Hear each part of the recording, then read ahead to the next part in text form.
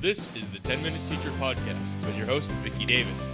Hello, remarkable educators. Today we're talking about something I'm absolutely passionate about, financial literacy. And we have Brian Curcio with us today.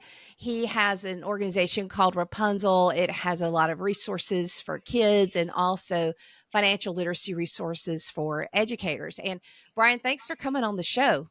Oh, absolutely. Thanks for having me. Yeah, so today we're talking about why do we need to teach financial literacy in schools? And I've actually seen research that I'll include the show notes that most parents actually think we should be. So that's one good reason. But what are the practical reasons? Yeah, I mean, there's so many practical reasons. We tell our kids that money makes the world go round, but for some reason we don't really teach it to them. So I think when you're looking at issues around credit card debt or first home ownership, or even just trying to be more informed citizens and understanding kind of that wages haven't kept up with inflation and things like that. I mean, financial literacy is really important because the people in charge of all these organizations are making decisions based around the financial implications. So you have to understand that in order to understand the motivations of these stakeholders. And there's a lot of manipulation that goes on because there's a big difference between your money working for you and you working for your money. And those of us who have had times of debt and paid our way out and see the other side, it's all the difference in the world, isn't it? Right. And it's having responsible debt. And I mean, I think you hear a lot of stories of people that do everything right. And if you do everything right, you're taking out a loan for college, you're paying off those student loans. And by just around the time you're paying those off, now you're taking on debt for a home. And so it's like they get you on a little hamster wheel. And so understanding how debt works and how your credit impacts how much you're paying overall in interest. I mean, it's really important. I think there was a stat that came out last year that the average American wastes about $1,800 on financial illiteracy each year. And when you look at how Wow. many families, are so close to that poverty line, it's like the lack of financial education's placing millions of Americans into poverty just by not having the understanding of these skills. Well, and kids can put parents in debt too. I mean, they can go in these video games and rack up all kinds of debt if parents aren't careful to monitor that. So let's talk about some practical ways to bring financial literacy education into the classroom. What are some of the things that teachers need to be teaching, let's say, in middle school? Yeah, so I mean, I think middle schools are great. The earlier, the better with financial literacy. So I think in middle school, you're starting to develop the math skills around percentages. So you can kind of start looking at budgeting, saving, and then even some basic interest rates. And that typically helps build a stronger foundation so that then you can start talking about like compound growth and looking at credit card debt later by like eighth grade, high school. But you really want to have a basic understanding of a lot of these things because by the time you get to high school is when it's like the marketing begins already. They're pushing everything back earlier. So I think trying to get those foundational skills and then looking at by freshman, sophomore year, trying to focus a little bit on the investing side and understanding that because the investing is really cool that you can have a lens to view all these different companies. And it's actually a great way for career exploration for kids. When we talk in the classroom, it's like, and kids want to add Snapchat to their simulated portfolios.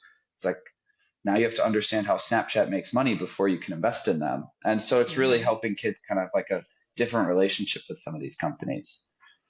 I know for my children, we started them. There's an app called Acorns really early on. Of Mhm. okay, let's start saving and let's start seeing it grow. Because, when the kids get those credit card offers in the mail, which happen in high school, they look at that and it says, $800 of credit. The kids think they have $800 to spend I and was they don't just as bad in understand. college. I called my parents. I was like, these credit cards, this is a great deal. Like, no wonder you guys buy such nice things. I was like, I owe $30. That's the minimum payment. And my mom had to call my dad. My dad calls. He's like, are you an idiot? He's like, I thought we taught you these things. And I'm like, But that's the thing is that I think people over time they start feeling like, oh, I am an idiot because I don't understand this. And it's like we were never taught it in school. And now we're in a challenging situation that a lot of teachers are teaching it for the first time and that they weren't taught it in school either. And so it's trying to figure out ways that you got to get kids engaged. But like you said, I mean, kids love money. It's really just like once you have them recognize, like, no, that we're talking about money today. It's like I've yet to find a classroom where the kids aren't interested in hearing about it. Yeah, they are interested. And, there may be some teachers who say, well, first of all, teachers aren't paid what teachers should be paid.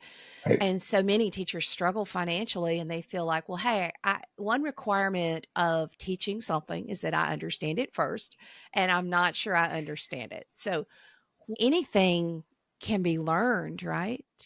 Right. And so what we've done, we have the simulator, we always thought about the idea of how can you have teachers engaged with it. And so what we've done in all of these little investment competitions that we host is that the teachers can actually join in and the teachers can compete against the students or compete against each Ah, other. And so that's kind of what we've just tried to bring like authenticity into the classroom where it's like, look, I also don't understand this great, kids, but over the next few months, we're going to learn about it together. Um, we found that that's really beneficial. And I think there's this issue where we tell people that you're not supposed to talk about money and it's rude when you talk about money and you don't talk about how it's challenging to save or whatnot. And it's like the richest people in the world talk about money all the time. They're talking about their investments at dinner. They're talking about it like, so I think what we're trying to do is just make those conversations in the classroom more natural. Let the teacher admit here, I don't know this piece, but the kids can go research it. I mean, we'd be hard pressed to find a 65-year-old investor that understands Roblox better than kids. So the kids do have expertise in some of these fastest growing companies. It's interesting to learn from them a lot of the times too. well, here's the thing. If we refuse to talk about financial literacy in our classrooms, the number one indicator of success of our students will be the financial level of their parents. Right. And because parents who are successful financially will teach their kids to be successful financially. But as educators, we want that to be accessible and available to all of our students. We Right. want to break the cycle of poverty and we want to help kids have a healthy relationship with money, not lay awake at night worrying about how they're going to pay 6 credit cards and they're rotate paying, putting one on one to pay another, which is no way to live. So many of those decisions, like you said, are made in high school and in college that give a kid debt. Yeah, they want to pay off their student loan, but they got to pay the credit card off first, right? Right. So it's just such an important topic.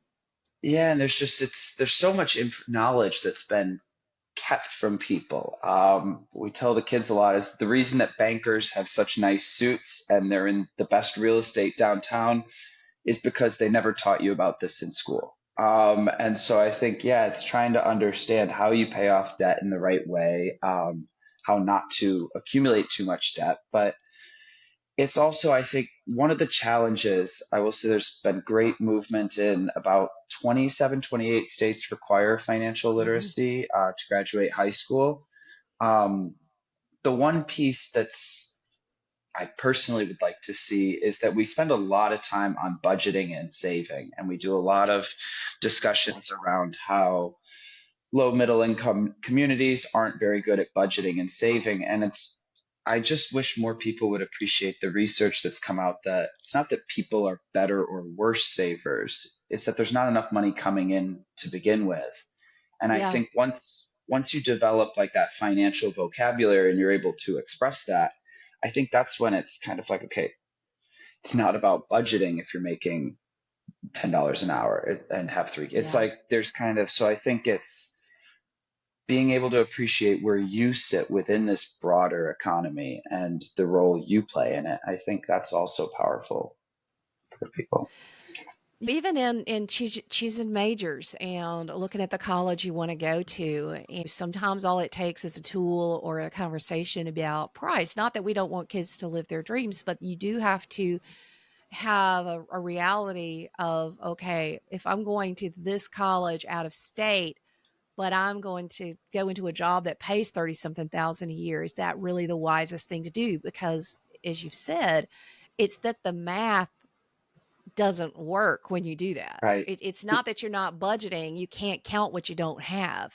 Right. And I don't think that even, I don't necessarily think that it is killing kids' dreams. It's kind of like, look, it's giving them the full picture of like, you have this Yeah. dream, but you will be on a weekly basis. If this is your path, money's going to be your primary concern for your Yeah. entire life. So it's kind of, I think, letting students have that. And I do think the colleges should be doing more in terms of kind of outlining and providing that career advice. I went to a liberal arts college and I wasn't really allowed to take professional classes. So that was where I was a little disconnected, but I think, and I had a lot of friends who struggled from that chose majors and career paths without really thinking of the implications of paying back their student loans. Mm. So I think kind of having the colleges talk about like, this is a great major if you want to pay it off as soon as possible. This is a major if you're more passionate about it. But the challenge is doing that in a way that doesn't kind of undervalue people's passions. Be like, you're not so passionate about painting, you should be a math guy. Letting kids learn about what they want to learn is also powerful.